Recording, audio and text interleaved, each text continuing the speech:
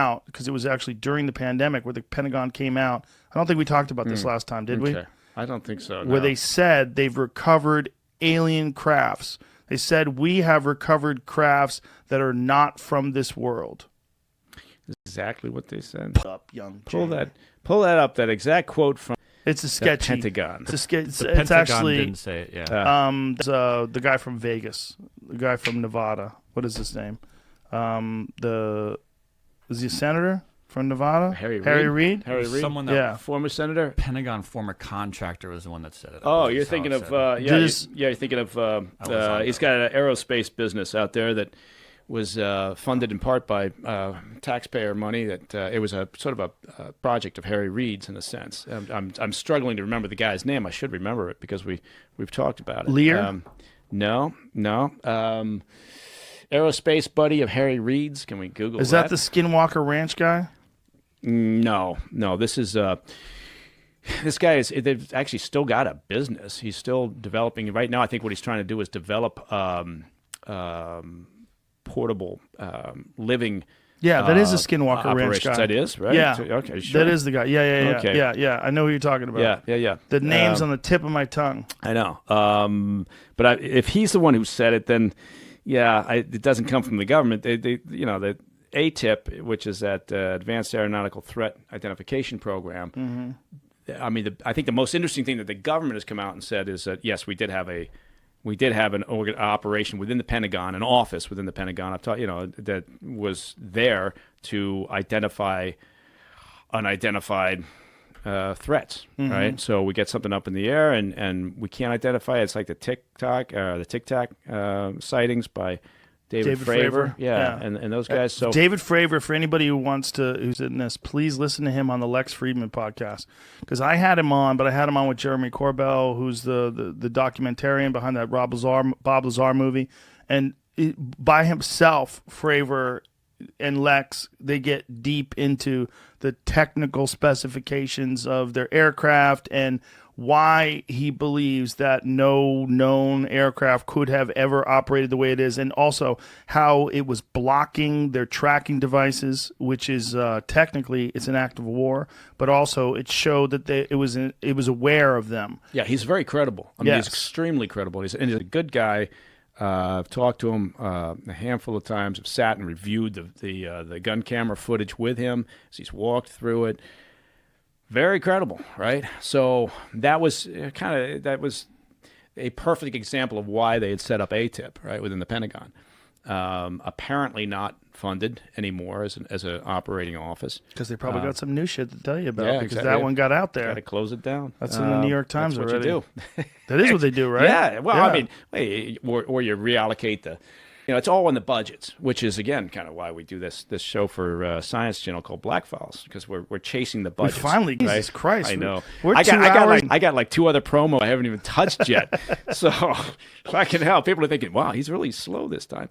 But yeah, if you follow the money, it's like an investigation, right? If not so much follow the money, but if you start pulling on those threads around budgets, or it's like with investigation and asset tracing, getting bank records is absolutely key if you can, legally get them during the course of an investigation. But with military operations, oftentimes those budgets for the most interesting projects and operational elements get buried into something else. Mm-hmm. Right? That's just the way it works, right? And so that's where you maintain secrecy. But that's it's so it's an exercise, and we don't obviously with Black Files we don't identify anything that's currently classified because we'd all end up in the who's gal. But we're looking at some pretty interesting things, and it speaks to where programs are going currently, right? You look at some things in the recent past and you say, okay, this is where this new development is heading. And isn't it?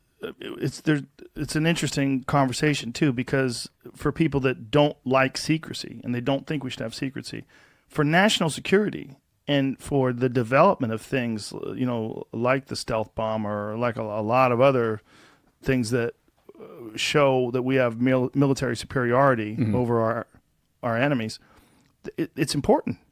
to have secrecy. Oh, yeah, absolutely. You can't function as a secure and safe and lasting republic without it, right? There's just no way. Now, people will say, "Oh, we should have transparency around everything." No, you got to draw the line. You got to you want to not overdo it, right? So you want to. That's where I was going to get to. Right, but the overdo it part. But you've got to have the ability to protect sources and methods. You've got to have a sort of a need to know policy around certain things, right, within national security concerns and the intelligence community.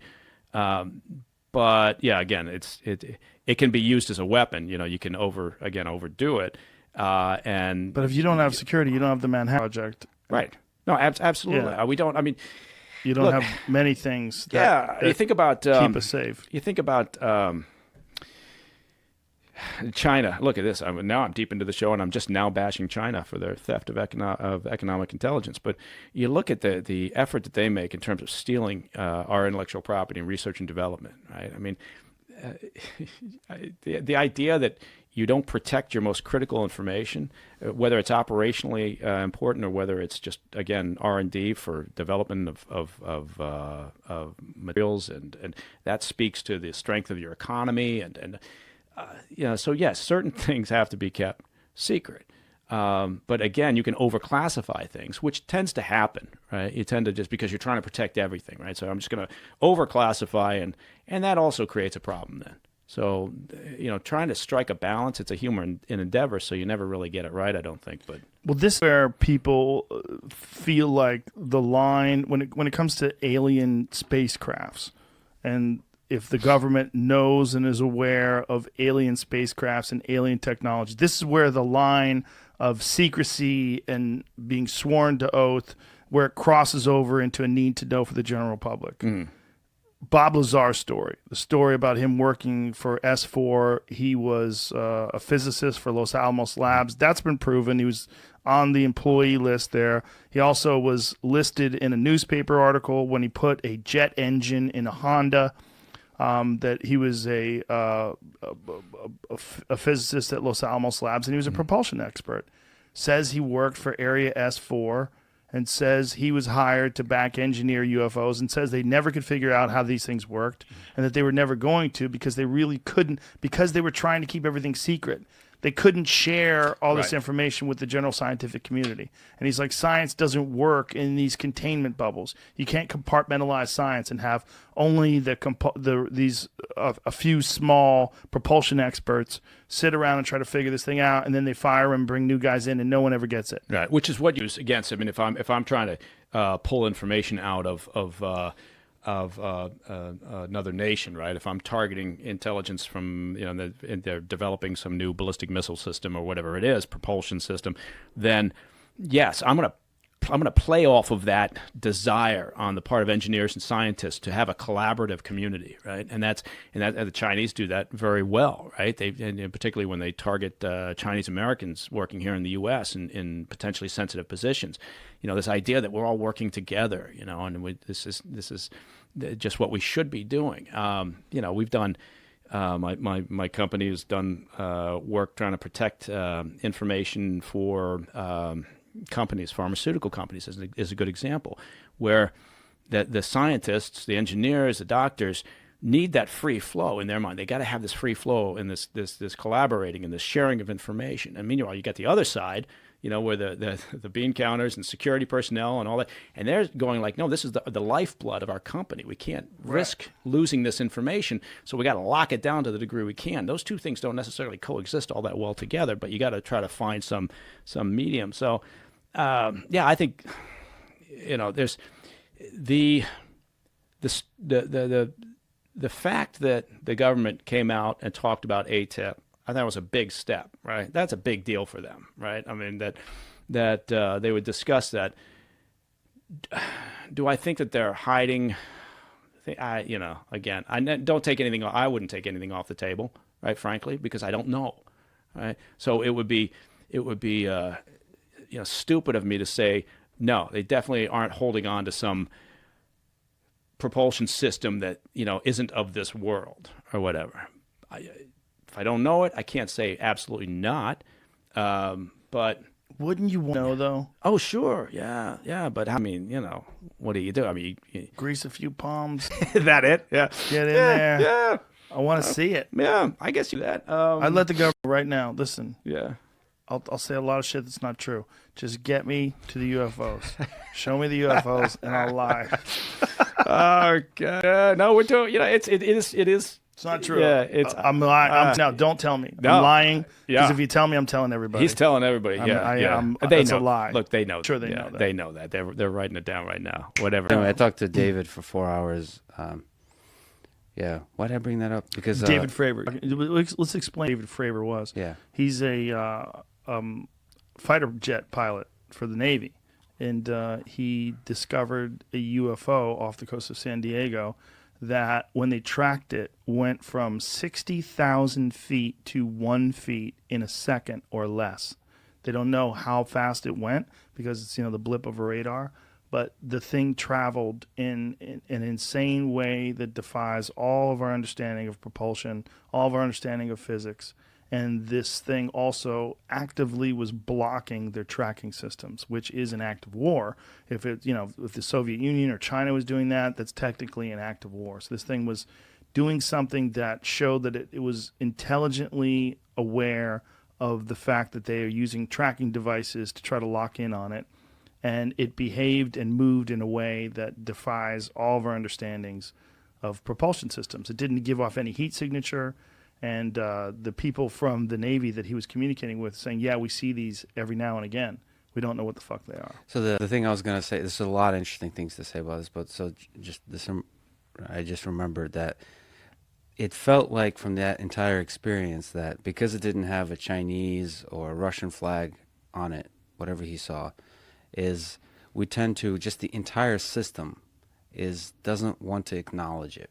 Like, you don't know what to do with it. So they actually, most of like when you return back to the ship, and there's a bunch of pilots that that saw it. There's a lot of people that witnessed it, and then there's also the video. The majority of the people didn't know what to do with it. They just went on with their day like nothing happened. They kind of made fun of each other or whatever for yeah, sure, bro, you saw aliens, but like they didn't know how to comprehend it. That's what I meant. Like, if we encounter life from elsewhere in the universe, we think we would be as a population excited, but it feels like, just like with Bigfoot, we're excited by the mystery when they're just out of reach, but when they're like among us, there's so many mysteries and cool things among us that we just kind of take them for granted. Yeah. And we don't even, or ignore them, actually, even worse. We ignore them. We get used to it. And that was the weird thing. The biggest mystery to me about what David Fravor saw, and then also with the other videos in 2014, something like that, the Go Fast, is like, it wasn't a bigger deal than I thought it would be. Like, well, big deal was when the Pentagon came out and said that they have recovered some vehicles that are not of this world. Now, they didn't expand on that. There hasn't been more conversation about that. But this is a purely speculation. My speculation is they are slowly spoon-feeding us information to allow people to be more comfortable with the inevitable arrival of something. And if they believe that something's coming, they don't want it to happen all at once. You see what happens just with the pandemic. You see what happens with George Floyd. You see what happens with anytime there's a big shock to our system and there's chaos in the streets, it's unmanageable. And if the UFOs came in the middle of something like that, like, Jesus Christ, like, who the fuck knows what would go down? If I was someone who's in a position of power, I would say, listen, this information's going to get out. It's inevitable. So why don't we let people know now? Just give them, just in words, say, we have recovered crafts that are not of this world. Say something crazy like that. Print it in the New York Times, get it out there, and then slowly drip out more information. When they see these videos, they'll get more and more accustomed to it. And then eventually to be like masks. Like, you walk down the street, everybody has a mask on. You don't even think about it. yeah, but okay, so You know what I'm saying? yeah, I totally. And this is such a fascinating question. If the government is in possession of an alien spacecraft, what is the right way to release that information. The To real me, problem is if it's more potent than any weapon that any civilization has currently on this planet. So if the United States is in control of this vehicle that is more potent and can do things that, like, if you really do have something that can go from 60,000 feet to 1 foot in under a second, that defies all of our understandings of speed, right? I mean, that's so fast. If you could do that, well, there's arguments against, because it could be human-created technology, too, that's just 15, 20, 30 years out. Like the stealth bomber was developed secretly. So what defies, it's our perception of its movement capabilities is Right. what defies. But there could be some tricks on perception that, I mean, that's the whole point with a stealth bomber, is it's difficult to detect. sure. And so there could be same kind of tricks on perception, that you could just be playing different kinds of amazing, secret, human-created technology that is able to deceive. I mean, but the thing about it is they tracked it. It wasn't just that it was the human eye that saw this and it's deceptive, but also like the stealth bomber. You know, the way it's designed, it blocks radar, or radar doesn't catch onto it. I think it is possible that some human-created technology that's so far advanced from anything that we're currently that we currently understand, like in terms of like mainstream propulsion experts and fighter pilots like David Fravor and military people, it is possible that some civilization, one of the big civilizations on this planet, whether it's China or Russia, has come up with something that's above and beyond what everybody knows. But it's not likely. It's not likely that they've made that much of a leap. And you're on the other side, if it's alien technology. See, I'm more optimistic. To me, as a scientist and engineer, and actually David Fravor says this too, in this time of pandemic, in this time of like just hard negative news everywhere, there would be nothing more inspiring than the government in an inspiring, like Neil deGrasse Tyson way, coming out and saying we have not releasing the videos like they did, which is, I don't know if you know, but they just put videos on the website. Like there's nothing. It's just videos. It's just like with like some boring documents that describe like nothing. They're not inspiring. We're not talking about like Neil deGrasse Tyson or like Carl Sagan Cosmos style, like a beautiful, inspiring. What is more inspiring than an alien spacecraft? Look, there's a fascinating mystery here. There's nothing more inspiring to us humans than that there's life out there, intelligent life out there. But how would you handle it? Like, let's imagine you are the leader of the United States, and you find out, or the head of the Navy military intelligence program, whoever you are, you're a person that's in a position where you realize that this thing is from another world, and you have this responsibility to try to somehow or another publicize this. Yeah, like I would approach it 100% from the perspective of science. Here's a mystery. So forget weapon. Like you mentioned, there's this inclination to think like, how can I figure out a way to use this as a weapon to destroy Russia or China, as opposed to seeing it like going to Mars, colonizing Mars, or going to the moon originally.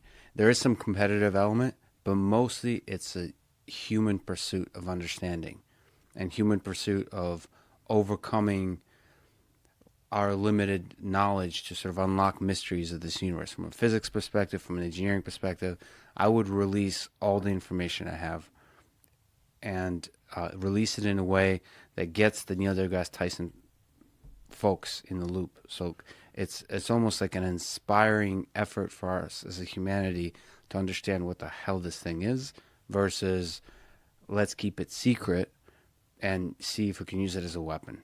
Well, I appreciate that you think that way, because you're a scientist and you're thinking about it in a very positive way to try to expand our education and our understanding of this thing, and maybe we could use it for good. But you got to realize that anything that surpasses any and all technologies that we currently enjoy in terms of fighter pilots and jets and military superiority, if there's something that just is above and beyond all, if everybody has a Model T and you have a Ferrari, or better yet, you have a Tesla, you have a Model S, and everybody's got a Model T, you're in a race Like, you have something that is so far above and beyond what everybody else has. It's not really a fair race. It's a joke. You'll dominate. If you have a Model T and the other person has a Tesla and you're racing and the winner gets to decide who has all the food, who gets all the women, who lives in the nice house, like, you're going to win every fucking time, right? Now, if you have a UFO, if you have a spaceship that comes from another planet where they're 1,000,000 years more advanced than us, they've had 1,000,000 years of evolution and technological evolution, dealing with elements that are common on their planet that have to be created on a particle collider here, and they only exist for a brief amount of time. If they have something like that that's powered by something that we can't even imagine, and you figure out how to use that here on Earth, you'll have technological superiority over every other civilization, but every here's the other thing. country. In that technological superiority, it's so funny us chimps are like still talking about our village. We want our village to be better than the next village. When there's an alien civilization that's 1,000,000 years more advanced, that can easily destroy us if it wanted to, or actually understands the nature of existence in this universe on levels that are like we chimps talk about, like meditation and finding inner peace. Like, it understands on such a deeper level, like the nature of consciousness, the nature of intelligence, the meaning of life, all of that weird stuff that we're so obsessed with. It understands at another level. And here we are thinking about what the Russians are doing versus like understanding that mystery. I think in the face of that mystery of something that's far more intelligent than us, I think we can't. It's a ridiculous notion to think we're anything but one human village. And in terms of weapons, because you said like get all the girls or whatever, I think the weapons thing is the key thing. And we already, at least the major nations, have all the weapons we need to destroy each other. It's like we don't need extra weapons. It feels like your hypothesis would be like, if an alien technology was here and we'd figure it out, we'd be able to have something that destroys other chimp villages an order of magnitude more efficiently than nuclear weapons, thereby having an asymmetrical, sort of from a game theory perspective, power over other nations. And we can tell China what to do. We can tell Russia what to do. That's the perspective from which they're thinking. I'm not even saying that they're thinking that way. I'm thinking a human would think that if they had control of this vehicle. I'm not saying that the aliens would think this way. I'm thinking also that we are constantly innovating. When you talk to people that are designing jets and planes and fighter pilots, and they're talking about new systems that they've created and new weapons, they don't just sit back and say we have enough weapons to destroy Russia and China and the rest of the world combined, so we're just going to stop. This is not how human beings innovate. Human beings are in this constant state of wanting the newest, greatest innovations. We want to improve upon every single existing invention until we hit some sort of singularity point or whatever the fuck we're striving for as a culture. And that would be that propulsion system. If you do really have something that can go from 60,000 feet to 1 foot in less than a second, you're dealing with something that we don't understand. We can't do that right now. And if you could figure out how to do that and propel people that quickly, it would be a game changer. Now, how much of a game changer? What does that mean? Well, we're in this weird place where we kind of agree to not use our best weapons, right? Like when there's a face-off between the United States jets and a Russian jet, and they come close to each other, like over China or something like that. It's weird because we're not shooting at each other, but we're real close. And even the missiles that we have, they're not nuclear. Like but we're involved in a skirmish with another country. But we don't use all our weapons. Like if we approached war the way people approached war in the Middle Ages, we would just nuke the fuck out of everybody that talks shit, right? Yeah. Anybody, what did China just say? What did they just say? Fucking launch those missiles. Fuck those people. Instead of Twitter. Right. Yeah. Exactly. We're already in this place where we don't use our best stuff.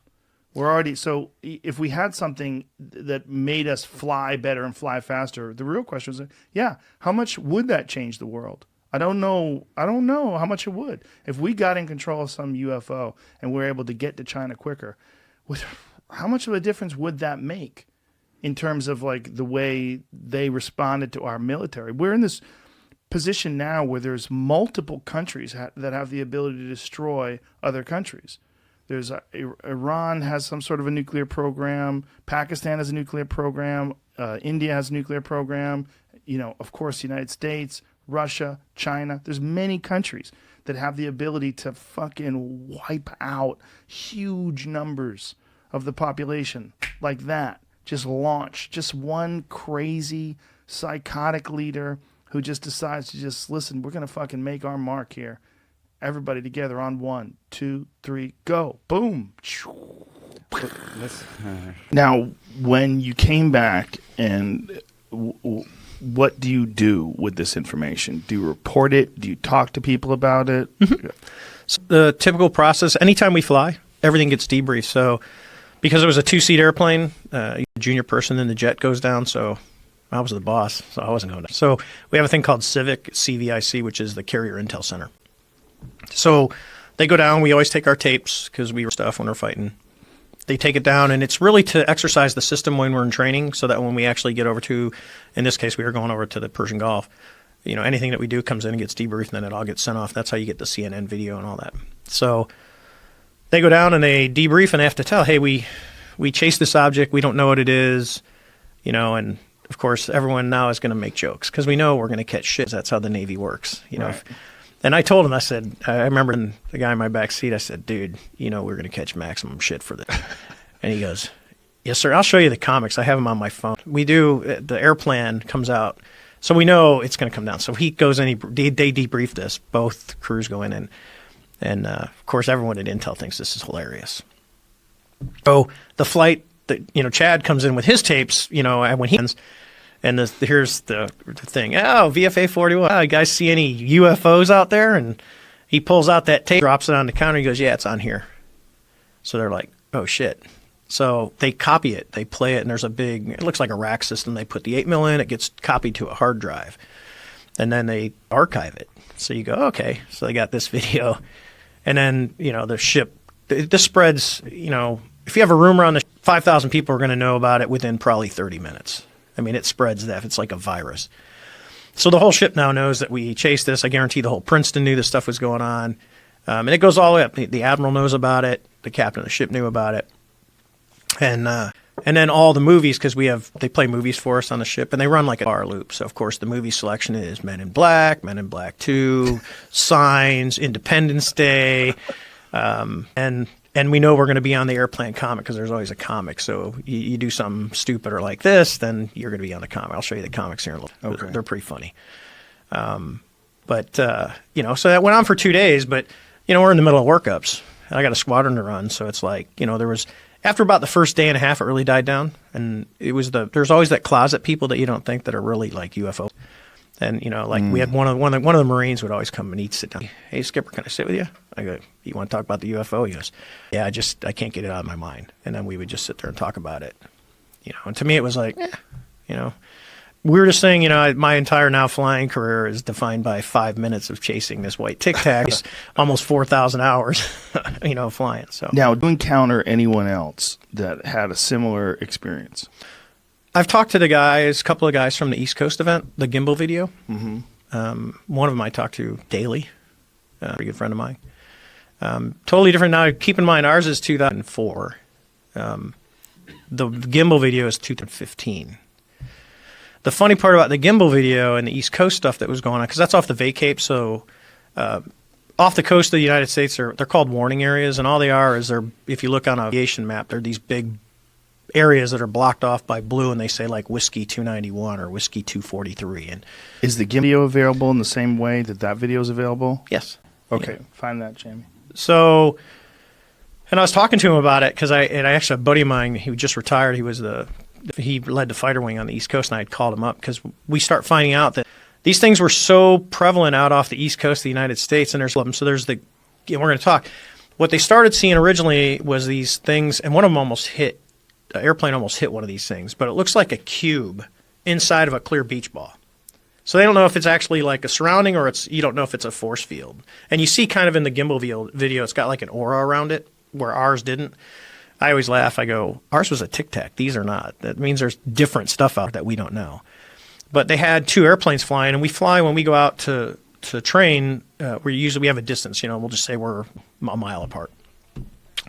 As we're flying out, so they're flying out, and the airplanes are deployed. We call it combat spread, and one of the airplanes almost hits one of these, goes close down like 50 feet down the side, and almost hits one of these floating cubes inside of the beach ball. And someone goes, "Wow, it's a balloon." It's not a balloon. I mean, he's literally sitting still. They're no effect from the wind. So if you got 90 knots of wind and they talk about it, these things are just sitting there. So 60 or 70 people had seen it because the radars, the newer radar in the Super Hornets is extremely, extremely capable. Okay.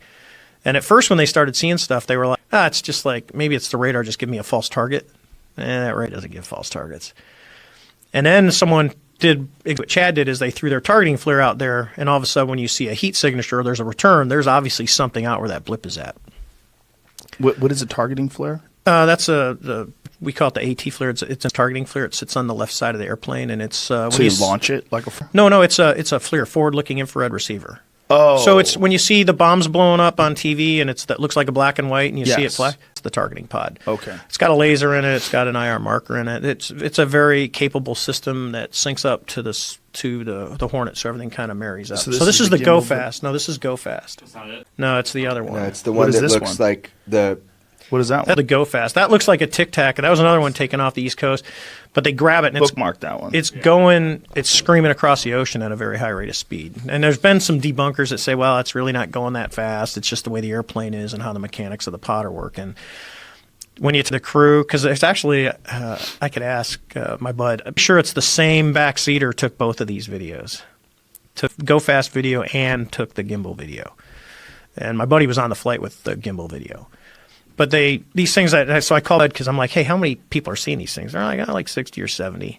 60 or 70. 60 these things on radar. And I said, well, what are you doing? And they said, well, we put out a NOTAM, which is a notice to airmen. It says, hey, these things are out there, so just be careful because we don't want you to hit one.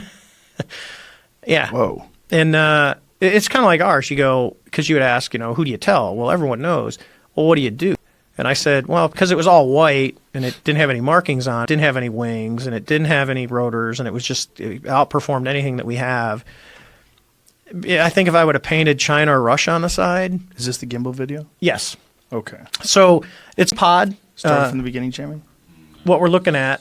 And when the crew finds it, now what you're not seeing, you're seeing the targeting. When you hear them start talking, when you listen to the video, you'll hear the guy go, dude, look, they're all over. Look at the SA page. So we have a situational awareness page, and whatever the radar is getting returns on, it'll show up. It's kind of like our God's eye view in the airplane. So the pod can only look at one thing. So he designates that as his primary target. So that's where the pod is staring. The radar is still seeing everything else. So what they're actually seeing in this video, when you see the object that he's tracking, when I was talking to one of the other pilots, he said when you see the radar video, there's it almost looks like a formation and from like 5 smaller ones that are moving in front of it and turn. So like a formation, these things turns and starts going the other way. And then while they're filming the gimbal video, and that's kind of the comms when you hear, dude, holy cow, look, they're all over. This is that he's actually saying right now. Everybody knows this video. This is the one that they say turns like the Lazar craft, like belly first. However, what he's telling you right now is something that is not public yet. He's telling you there's a V formation of other objects that the public has yet to see. You're not going to. You're not going to. It's the radar tape. But not gonna... there were more objects surrounding this, is what he's telling you right now, which is fascinating. The world doesn't know that yet. That's brand new. That's never been reported by New York Times, anybody. Okay. So you can go ahead and hit play. So the cool thing with this is, when he goes into, so he's in IR mode right now. You're still seeing no plume. He's looked 47, so they're actually turning into it. So it's starting to pull it back towards the nose. See how the number at the top is decreasing? And it's against the wind. He's in TV mode, and this thing's going to just start to roll. And you can kind of see it's got that aura around it. Mm-hmm. He said they were saying that with the squares inside that look like the beach ball were the same. This thing's just hanging out. So It's on the airplane's in a left-hand turn. So it Now it's turns right in sideways. front. Yeah, it's rotating. Now, this is how Lazar... Yes. Don't put that up. Right.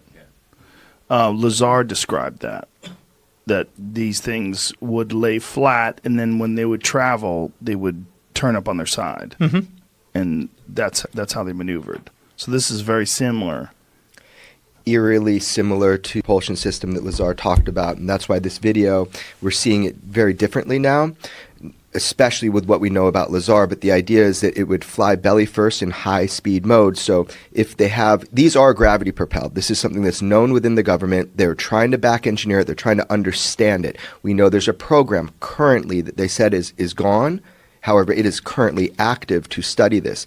These things will turn belly first, these saucer type looking ones. And then that's the high speed mode because they focus allegedly, these gravity wave amplifiers. Look, this thing turns mechanically.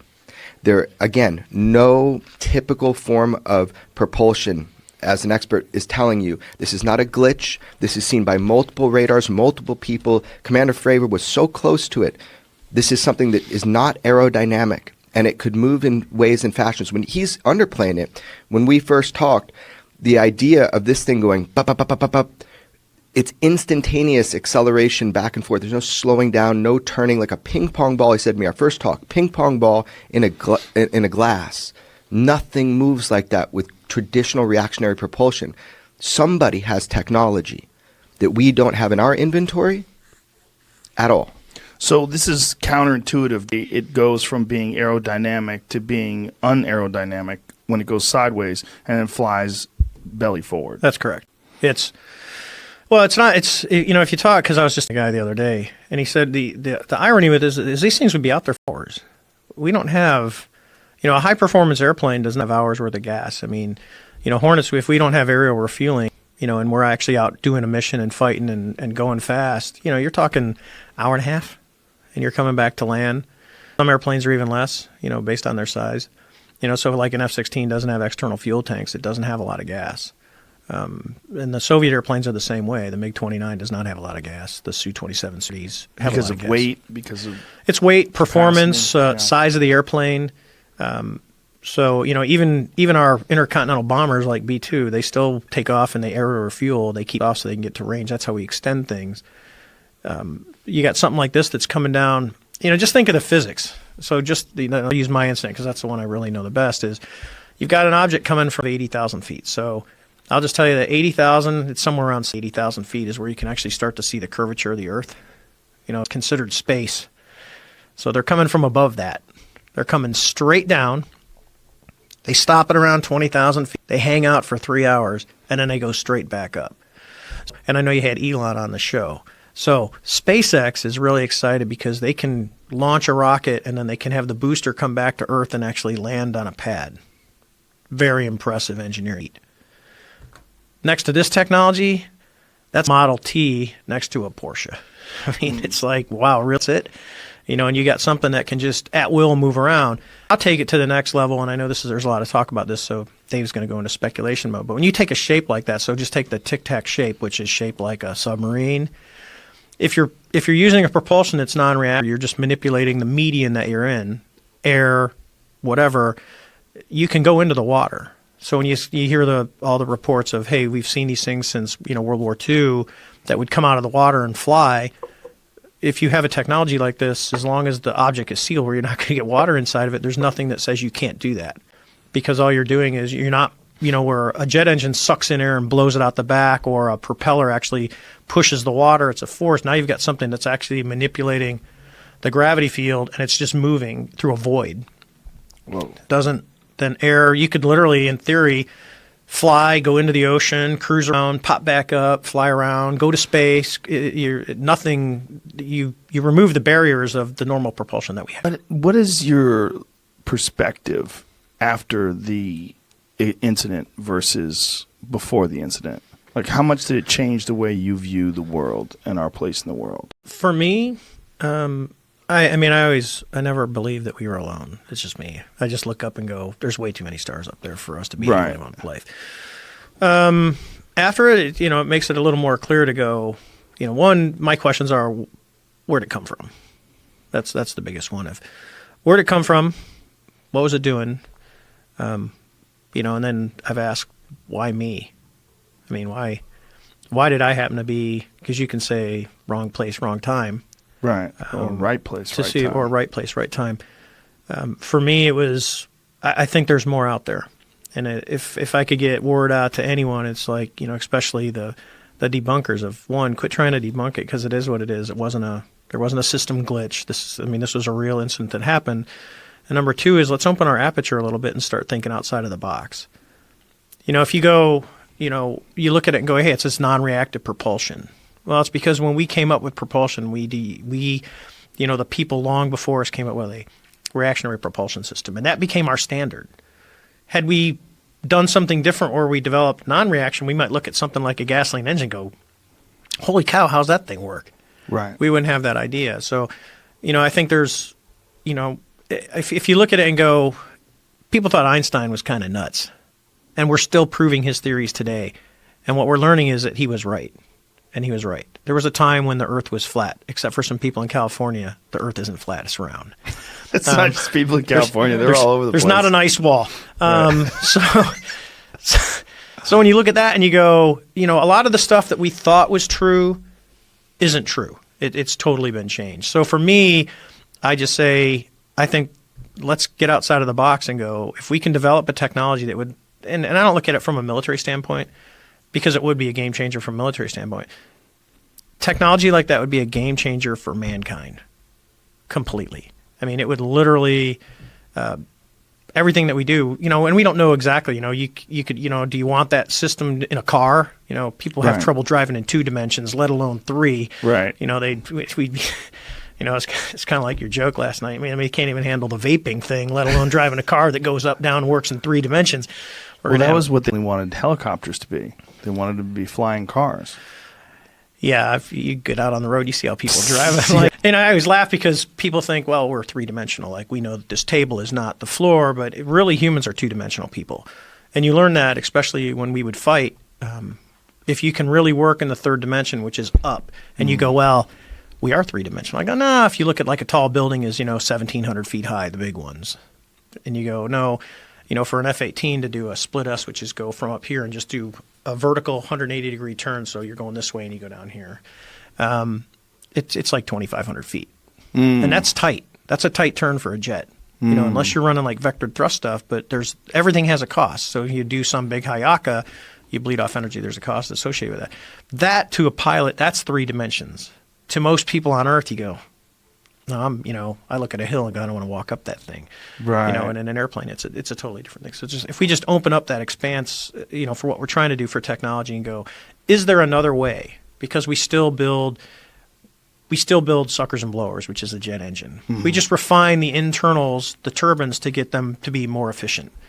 Where I go, why don't you just put your efforts someplace else? Like I was talking to, there's a whole realm of physics that really doesn't get explained, and it's. I was talking to Steve Justice about it. It's more into the magnetics type side that we don't spend a lot of time on. And I know he said when he was working at Skunk Works, he did it's called IRAD, Internal Research and Development money, that he would fund to try and look at some of these other technologies for propulsion.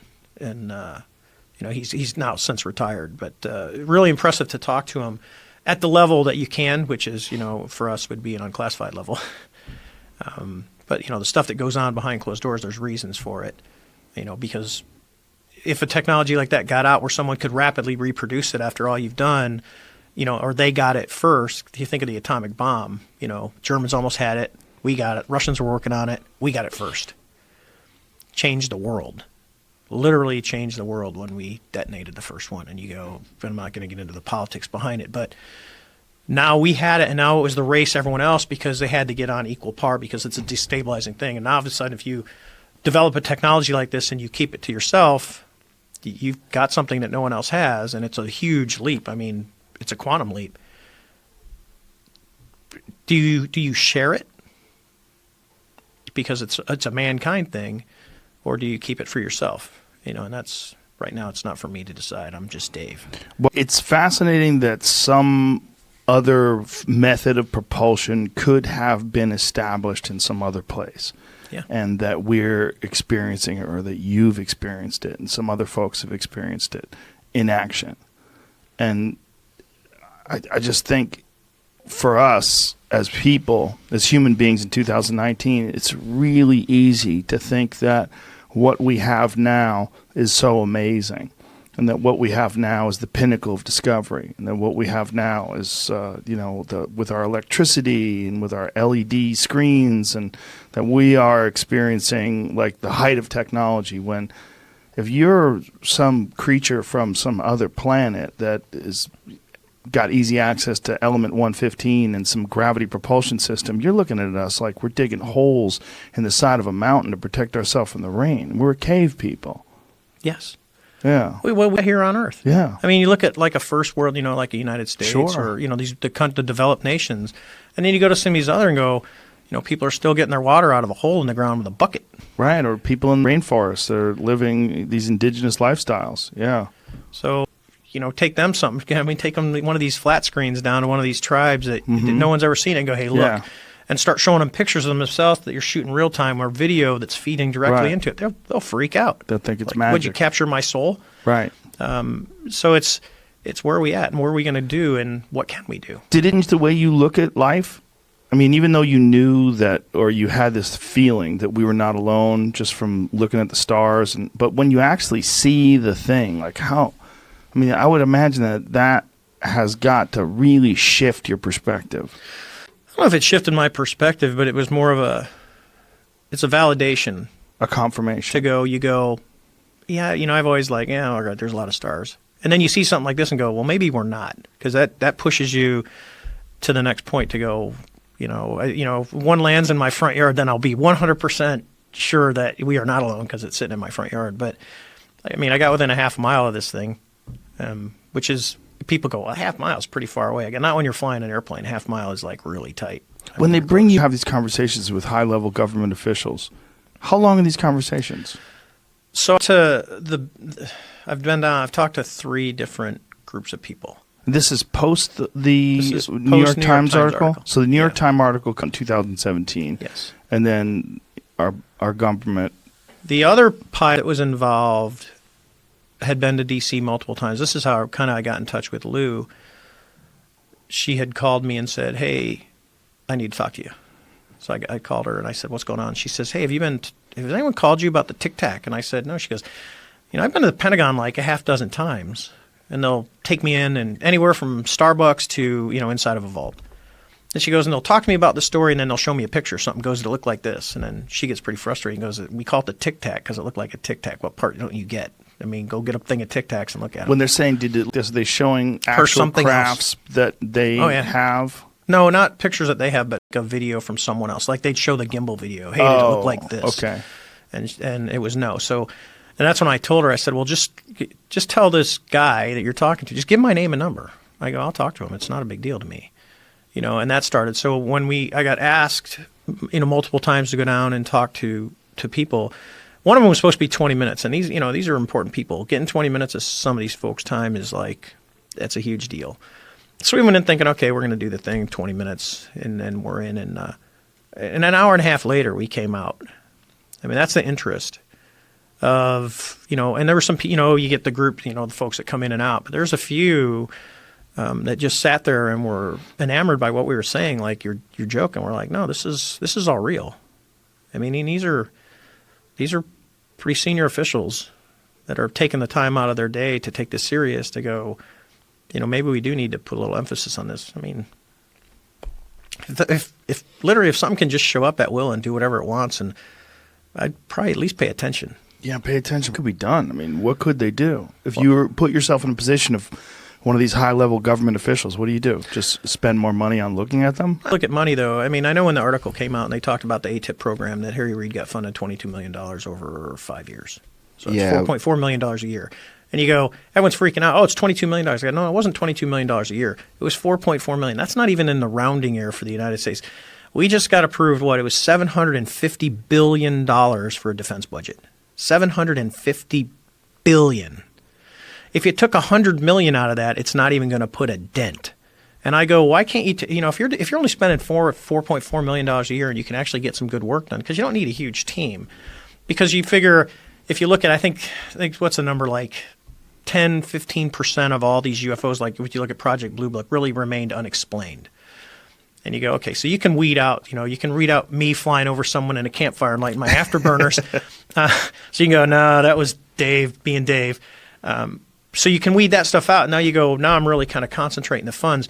The most important thing, and I talked to the folks when we were talking, because we talked about funding, and I said, let me leave you with this. And I had got some pretty good stuff. I was talking to Chris Mellon, who's a former undersecretary and understands how the government works. So it was where he gave me some really good feedback. And I talked to him. I said, look, I'm all for you guys funding a program. But what you need to do is fund a program that there's going to be oversight over. When I say oversight, I mean, because what happens is you go, here's money, but we're going to distribute it in the government. So we're going to distribute it to these 3 different agencies across the United States government. So, I don't just call them agency A, B, and C. So you give it to them, and I'll go back to like the 9/11 stuff where we really had the answer, but all the agencies weren't talking to each other to put all the pieces together. And that's my fear, that you go, hey, we're going to take $100 million of taxpayer money. We're going to fund a program to actually seriously investigate this stuff and look at the technology. But there are 3 different entities working on their own and not talking to each other. So there's got to be a joint collaboration to where we go, we're going to do it, but, Joe's going to be in charge, and you guys are all going to play nice in the sandbox together because we want to get our money's worth, because people will raise the fraud, waste, and abuse flag that we're wasting money on something stupid. Damn, Seattle. You must be, because you're here, right? Right? I've only been a few times when I felt not all the time. I've them before. The biggest ones I ever felt when I first moved here. I moved here in '94, and it was right after the Northridge earthquake. Yeah. And I was in, and I felt, I guess it was like a 5.5, where the whole thing. It was weird. Like, it gave me the impression that the house that I was living in, or the apartment that I was in, was made out of the same stuff. Like a box that a refrigerator would come in. Yeah. You know how you kind of move it around? Yeah, you can go and play inside. Yeah. The whole thing was just moving like easily left and right. I was like, holy shit. Well, that was I've only had a times that I've, felt on. I'm like it's, at first I thought it was a truck. I thought a truck was rolling by. Yeah. And I'm like, and somebody's like, no, man, that was an earthquake. And the one that I experienced was nothing. I mean, it's a baby one. The ones that they're getting, right now somewhere in the world. I mean, there's always something that's like a 5 or a 6. Yeah. So this goes back to planets, right? Will be like way more plate tectonically active. So, a lot. I think good planets be like really hard to find. Yeah. So, it may be that the solution. The other solution is, the way he's found out about it was I did that article about the previous civilization, civilization on Earth. And, one solution could be that, look, they were, that somebody did arrive and spent some time on Earth. But if it was like 500 million years ago, they only lasted, right? Every civilization has a finite lifetime. They only lasted for, even a few 100,000 years. They wouldn't leave. There'd be no record left. There'd be nothing. There'd be nothing left. Do you think possible that something's ever visited here? And because that is the big question, and that's the thing that gets the UFO dorks more jazzed up than anything is the possibility that we've been visited. Yeah, I'm definitely not UFOs. I have 2 arguments against UFOs. One is, as a friend of mine, Jason Wright, says, is like, look, as astronomers, man, we're finding all those asteroids. We're finding a little rock moving. Nobody looks at the sky harder than we do, right? And anything, unless you want to go to the conspiracy theories, we would have found something. My other argument is like, what's lights? You know what I mean? People, oh man, I saw lights in the sky, and then they moved around, and then they disappeared. But they don't really want to be seen. I'm like, well, why do they have headlights on? Like, why just turn off the freaking lights? Why would they have? Like what? You came from another civilization and you can't get around without your high beams. What the fuck are you seeing with those lights? Right. I mean, you're not seeing shit. Yeah. Right. When was the last time you saw? I mean, planes have lights so other planes don't run into them. They don't have lights so they can see where they're going. Yeah. So what? So they have exactly. Yeah. The planes have lights so people can see them. So if they're they're mysterious. They don't want to be found. Then turn off the freaking lights. So they wouldn't need lights. Right. Yeah, they always have lights. Yeah, that's true. That's it. People are always, oh man, I saw lights in the sky, and then they move back and forth, and so I just think also human memory. Memory is horrible. Yeah, and memory of events that are stunning, or shocking, or unnerving, or you think you saw something. Right, they've done all research, even in trials, right, where people, see things. So just UFOs, I'm just kind of like. But possible that there could be life on other planets, and it's possible that there could be intelligent life on other planets, and we send probes to Mars. Why wouldn't? And I think that if they do send something here, they're going to send something without biological life inside of it. Yeah, well, this what's a really interesting question is like, we're talking about like what will we evolve into in a million years? Maybe possible that biology is a short bit of intelligence. Yes. Like you build machines and the machines become I mean, that's a real possibility that like silicon makes a lot more sense than wetware. Well, they probably think of artificial intelligence as artificial. Right. It's definitely real. Right. Yeah. No, I mean, that's exactly it's not. It's not fake. It's right there. Right. It's like there's artificial milk. You know what I mean? But it's a liquid. It's an actual liquid. Yeah. There's not an artificial life. It's Right. just silicon created life. And that's again the idea that this may be what the biosphere solution to spreading itself. Right. Getting it maybe that like silicon that's a kind of a normal phase. I mean, I am super skeptical about like the whole human thing about we're going to download ourselves into computers. Have you ever gone to one of those conventions and talked to those dorks? No, there's some serious dorking going on there. Well, there's geniuses in those dorks too. It's really interesting. It's like they're fully, wholly committed to this prospect of downloading themselves. Have you talked to Kurzweil before? No, but I've read his stuff. I had a chance to interview him a few years back for Sci-Fi. He's super smart. That dude is like beyond super smart. But goddamn, is he committed to it? And then when you get to it, you realize that what he actually wants to do is recreate his father. Yeah, his father died when he was young, and he wants to be able to, through memories and photographs and what he knows about his father, literally recreate his father Won't be his and father. be able to have a conversation with him. Yeah. He was talking about this. Right. But what he's doing is he's going way, way into the future, into the possibilities of. He's not seeing like, 5 years from now we're going to be able to send gigabyte pictures through the mail. No, he's saying let's think of if you keep going exponentially and electronics and technology and innovation keeps continually accelerating, we could potentially get to the point where it's the impossible. Well, you would be able to recreate human beings based on your knowledge of them, and they'll be able to come up with some sort of a program where he'll be able to have a conversation with his father. Yeah, see, I think that I think it's it's true about like the possibility of singularity in technological development, but it's not going to be as I think we seriously I've done some work as an interest of mine about mind. What is mind? What's the relationship between mind and matter?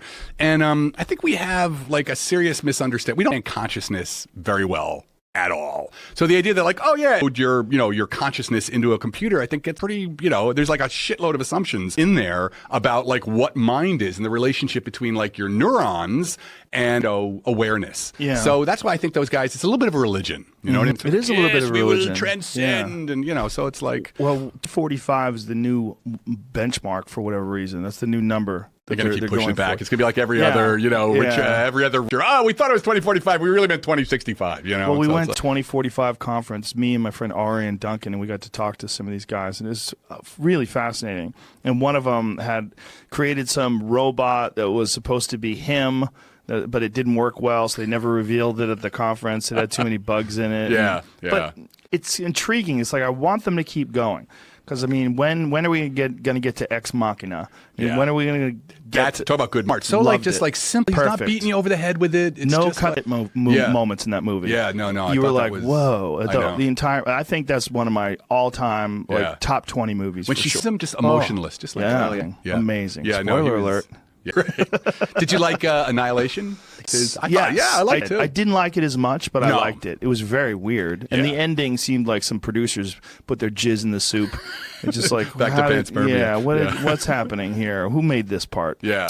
But I enjoyed it. Yeah. It's like, and the danger with anything when it comes to AI and stuff. So here's an interesting thing about AI. Like we are making amazing strides. AI. Yeah. Now artificial intelligence is different from artificial consciousness. You know what I mean? So like, but the AI that what we're getting out of it is nothing like us, right? So back in the day where people were like, oh, we're going to like model the human brain, and that's how we'll do it. We'll like make programs that are, and what they've learned is like, oh, that doesn't really work that well. So now the whole big data thing, like network big data and deep learning, where like they're using statistical, the power of having huge amounts of computing and statistical reasoning, so that like the computer, it'll find the picture of the cat, but you have no idea why it found the picture. It didn't reason, oh yeah, that sort of looks like cat and I like cats. It was just like, oh, these kinds of lines go, idea what it's doing, but it'll act intelligently. And so that's That's kind of freaky deaky in a lot of ways too. I think people are. I think it's smart to think about the dangers of AI, not necessarily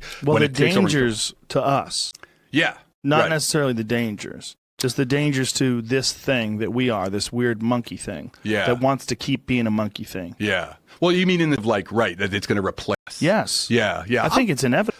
I mean, don't you think that if you go back and interview the single-celled organism before it branched off into multi-celled, that'd be kind of a boring interview. Fuck this multi-celled bullshit. I want single cell at the bottom of the ocean. These guys are assholes, man, with their rock and roll music. They're going to make cell cars? phones. Fuck that. I don't want a car, man. I like staying down here. Yeah. Like there's a real thought to that we are the wetware that is the problem. Yeah. No. I think it's fully conceivable. Like, I'd be like, it'll never happen. But as a guy knows, a philosopher says, there's a certain way in which everything we do with AI right now, it's not like, Watson is playing chess. It's like using Watson to play. It's our tool, And I think the fear is the tool at hand. Not that it like develops a thing where like, I hate humans, Dad, I hate, these things which are not actually thinking. They act intelligently, but they're not thinking. Huge, like, it'll have really negative impact. It'll what is it? There's that example of like if you design something that is an AI system to make paper clips, it ends up consuming the entire planet, what you told it to do. Right, you never told like a sustainable amount of paper clips. Right, exactly. So I'm more worried about that than I am of like Skynet,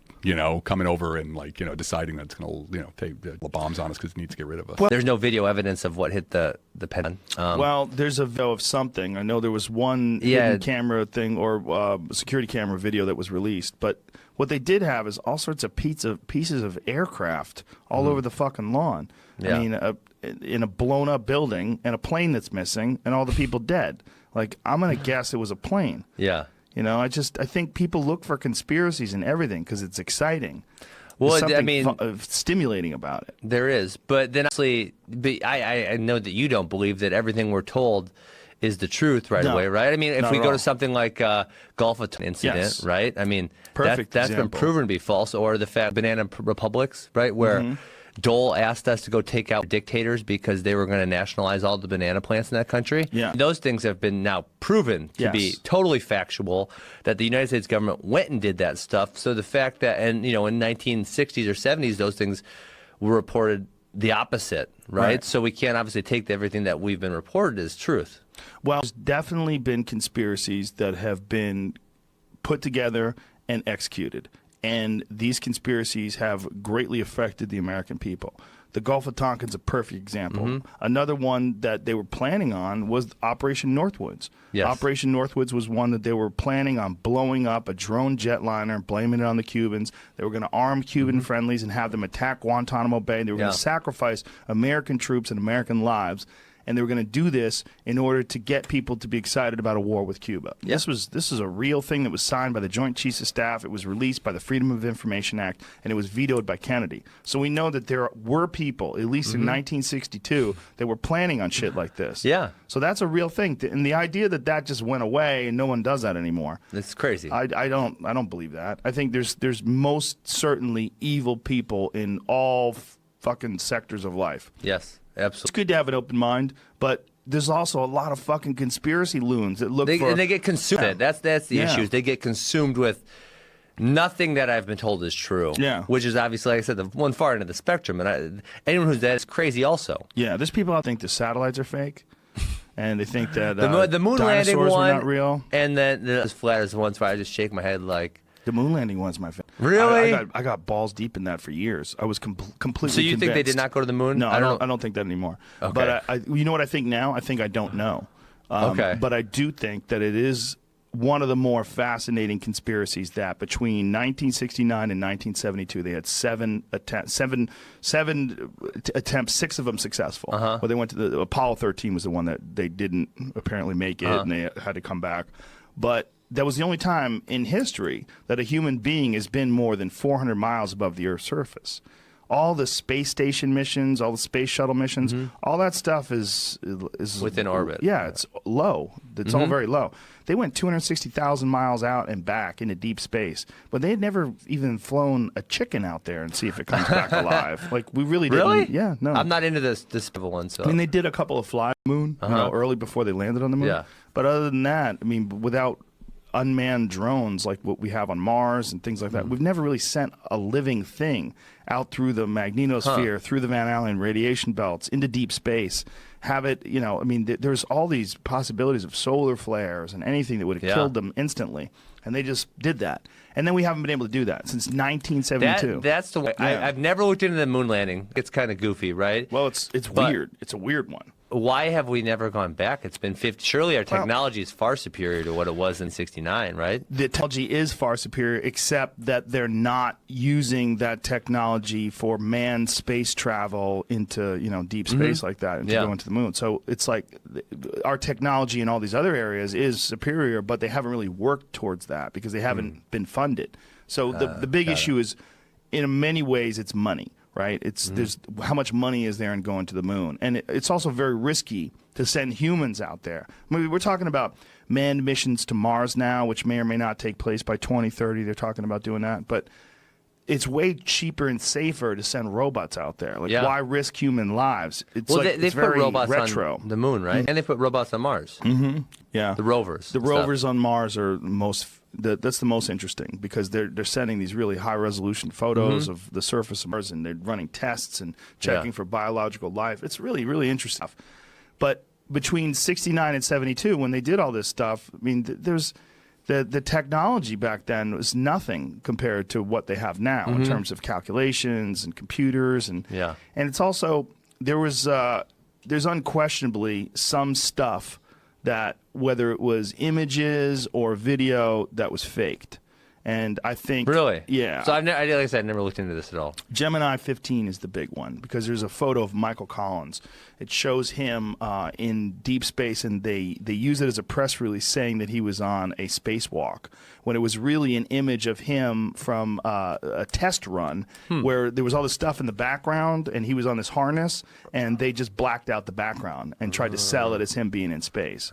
See if you find that. Michael Collins, what do you... I was looking up how much it costs to send somebody to space. Oh, it's insane. $70 million there's these 70 million for a NASA astronaut to fly on a Russian shuttle. Well, there's all Jeff these Bezos. private guys trying to sell to places. I mean, those are trying to do it. Musk, obviously. But that's space. That's just low Earth orbit. That's inside 400 miles. None of them are trying to go anywhere? No. Well, they might in the future. Well, Branson. Thing. It's all low Earth orbit. But they are talking about future visits to the moon and to Mars. But a lot of times I feel like when they say that, George Bush Sr. said that they were going to go to the moon, back to the moon again. In like fucking, when was that? 1990 or whatever the hell that was?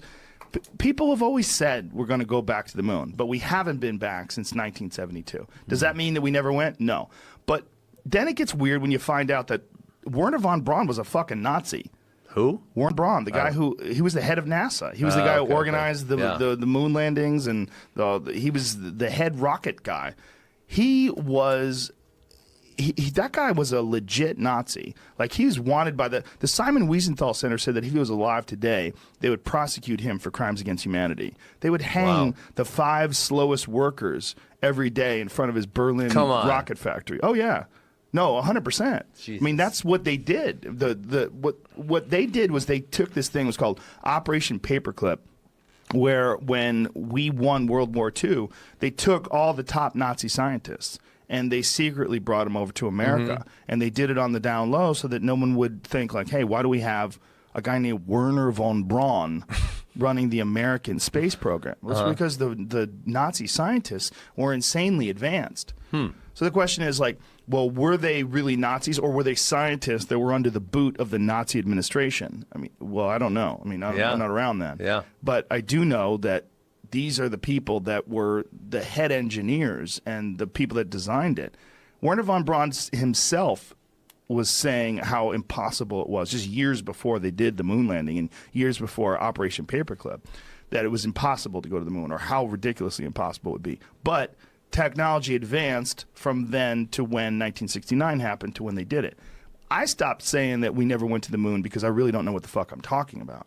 And that's a big part of understanding these conspiracies. It's like, hard. You have to really know, how much do I know about rocketry? How much do I know about aerospace? Zero. Yeah. So if I'm running around saying I don't believe people went to the moon, What is it based on? It's based mostly on ignorance, speculation, and the excited feeling that comes with trying to uncover a conspiracy.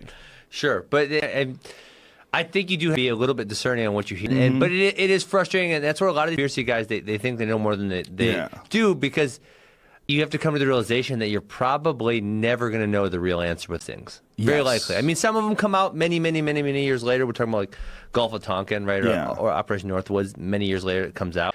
But, you know, there's a good likelihood that I'll never know the truth on stuff I read a lot about. I think with the moon land, way more likely that we went to the moon, but that some of the footage is fake. And I think they probably did that because it's incredibly difficult to film things on the moon. And I think they filmed some stuff in test runs and then tried to pass that stuff off. Should have brought their iPhone. Didn't have it back then. They had cameras that they had in the center of their chest. I think What if they would have been taking a selfie on the moon? Yeah, Snapchatting it. You'd have to take your shit, then you would die.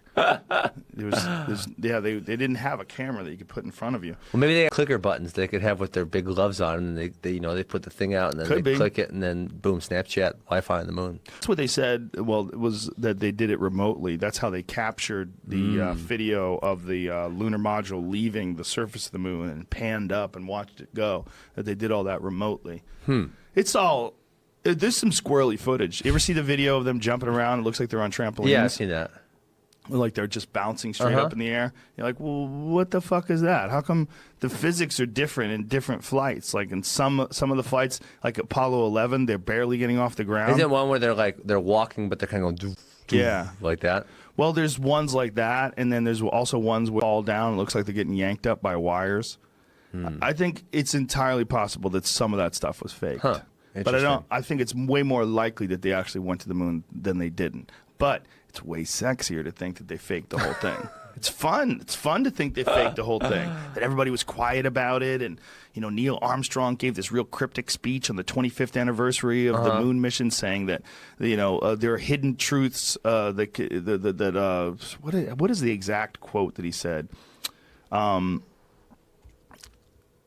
Some of the great truths that could be revealed, removing some of truth's hidden layers. Like what if he was giving it away? It was real cryptic. It was like, what do you? Let's see if you can find it. I got the video. Play the video. He might have been giving it away. Well, it seemed if you were a conspiracy theory, this would give you a rock hard boner. Because listen to this. Neil Armstrong made a rare public appearance. Next generation of taxpayers. We have no. Just play the whole thing so you don't confuse everybody. In 1994, Neil Armstrong made a rare public appearance and held back tears as he spoke these brief cryptic remarks before the next generation of taxpayers as they toured the White House.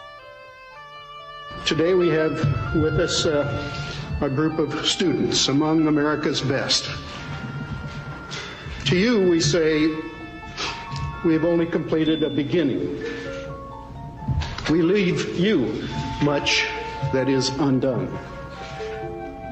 There are ideas undiscovered, breakthroughs available to those who can remove one of truth's protective layers. What the fuck does that mean? I mean, you're supposed to say, yo, I went to the moon, bitch. You're not supposed to say breakthroughs that maybe he's giving it away. Truth protective layers. Like, I don't even understand what that means. The press conference is one of the more fascinating things. If you watch the press conference, again, I was balls deep in this stuff for years. The press conference from 1969 when they returned from the moon is one of the most cryptic, weird things you'll ever see. These guys look like they just stole something and they're being questioned. I've never seen a video where people look like they're more full of shit than that video of the press conference from 1969. It's weird, man. It's weird. They're like fidgety and looking nervous, like they're getting away with something. So they didn't do it then? They might have done it.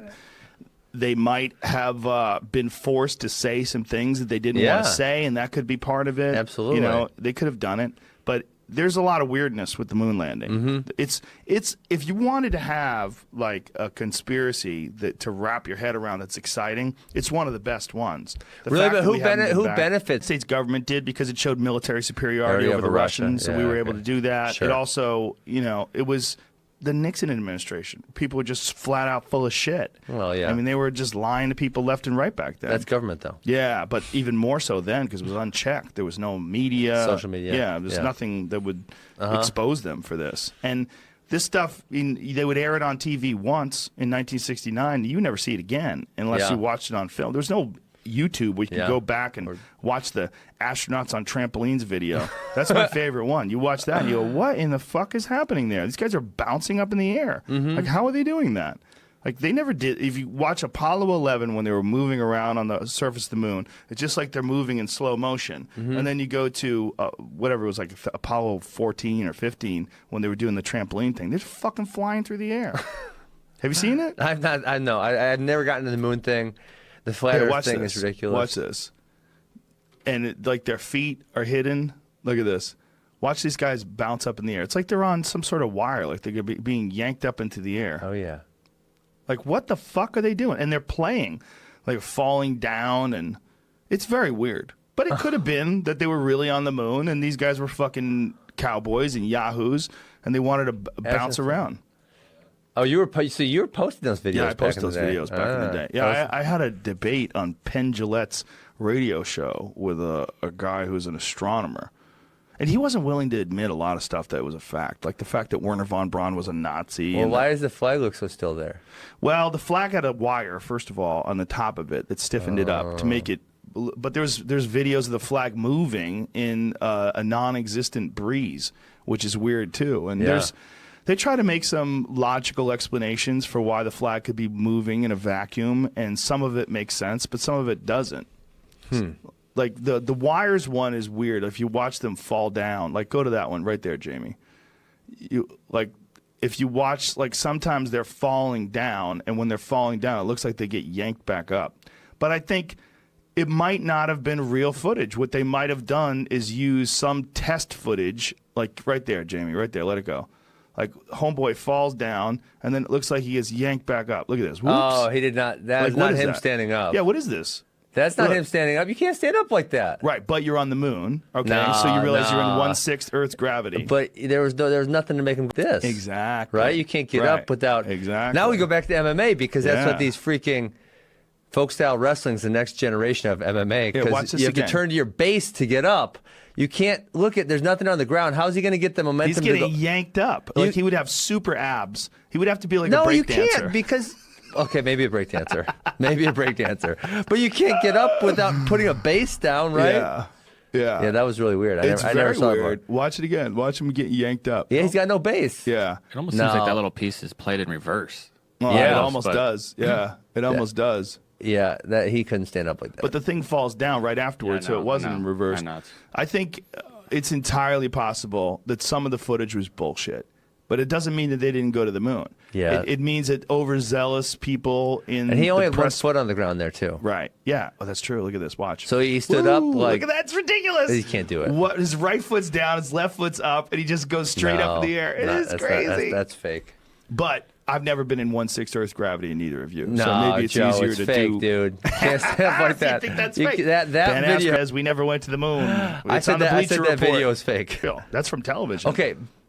The video guy standing up like that, he got help somehow. Yeah, well, you can't stand up like that. Very well, he could have been on wire. It could have been that they were using that to simulate what it would be like. Because they definitely filmed a lot of simulations. They did a lot of that because they wanted to prepare the astronauts.